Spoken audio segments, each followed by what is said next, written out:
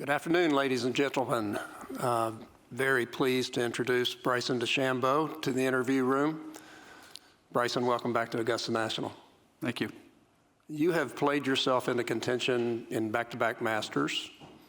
How has your approach to Augusta National changed over the years, and what has clicked for you recently? Yeah, I mean, it's a lot of learning. This place, every year, seems like it changes just fractionally, just enough to keep ahead of us players that are trying to learn the golf course. So there's always something new that we're trying to figure out. Whether it be the second shot, or the second hole, first shot, there's a tree on the left that's kind of moved over into our frame of view off the tee, and it's different. So it's really cool to see the golf course move and adapt, and us have to attack the golf course in unique, different ways. I think over the past couple of years, it's really come down to the equipment that I have, as well as a lot more patience, a sense of gratitude, just being here. I mean, no matter whether I'm contending or, trying to make the cut or whatever it is, it really is such an honor for me to get after this golf course and try to learn more. The average age of the last 20 winners has been 32 years old. So how does it feel to be playing well and be 32 years old? I mean, it's great. If that's the way the stats line up and they work in my favor, then fantastic. But I don't try to look too much into that and focus on what I can accomplish. Obviously, I'm playing well, and I feel like my game's in the best place of its career, outside of maybe Greenbrier when I shot 58. Outside of that, I'm excited to get the week going and see where I can put myself. Bryson, it looked like you were trying out some new irons possibly when you were in South Africa, maybe didn't put them in play. I think it's the willingness to always try to improve. There's this nature that I have about myself where innovation is a habit of mine. And I really find and take pride in that ability to learn, even through failure, even through making a bad decision or a good decision, what I can get from that. South Africa, I was trying wedges, so I was going quite a bit down a rabbit hole there and figured a couple cool things out. Hopefully it helps this week. But then I am working on irons. I'm building irons, building a driver, and so we'll see where it goes. We'll see where it takes me. And, all I can say now is that if I don't put them in the bag, it's my fault now. Can you say what clubs they might be? It's my own personal clubs I'm building. Okay. With Bettinardi or who? With myself, yeah. Okay. Yeah.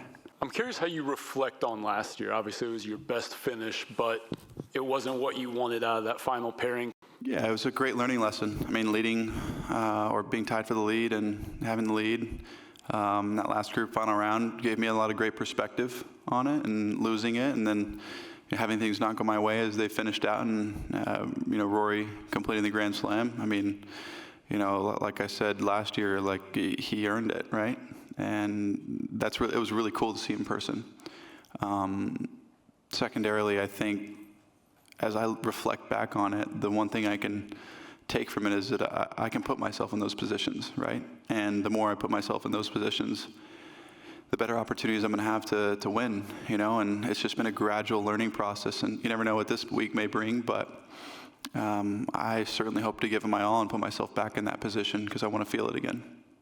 2020, you came in as the favorite or close to the favorite, and then kind of struggled here the last 3 or 4 years, and then the last 2 years you had really good finishes. It's a combination of a lot of things, but for one, I can say it's the equipment. 2, it's the mentality, and those are really the 2 biggest things I'd say. I mean, 3, like you could say, my body figure's a little slimmer, and maybe I don't run out of breath as much out there. But other than that, those 2 are the biggest things for me. You mean by mentality?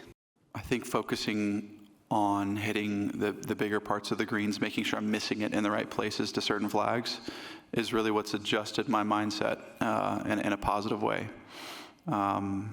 If at times past I'd just be going right for the flag, and it quite honestly get me in a lot of trouble. And I feel like I have my golf swing a little bit more under control than I have in years past, and last year definitely, and until the last couple rounds it started to go a little awry. I think I know what that is now, and hopefully I can overcome that.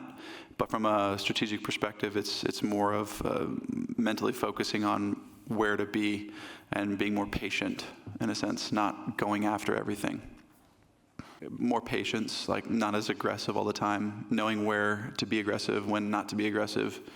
Those are the things, making better decisions, having a caddy that, reins me in sometimes. He goes, Bryson, you don't need to do that. There's no need. One of the things that made last year so great was the battle you had with Rory. Do you see your relationship with him as a rivalry? And if so, do you really enjoy it? Yeah, I mean, it's great if we can continue to have a rivalry. I don't see any problem with that. I mean, if anything, that helps kind of create more buzz around the game of golf. Do I respect him as an individual? 100%. Do I want to beat him every time I see him? Absolutely. There's no question about it. But I think that's what's so brilliant about the game of golf is that juxtaposition of having that respect, sportsmanlike respect, and then wanting to just absolutely beat the living out of him, right? But, it's one of those things, like I got him at Pinehurst, he got me here, and I hope there's more of those to come because it's great for the game.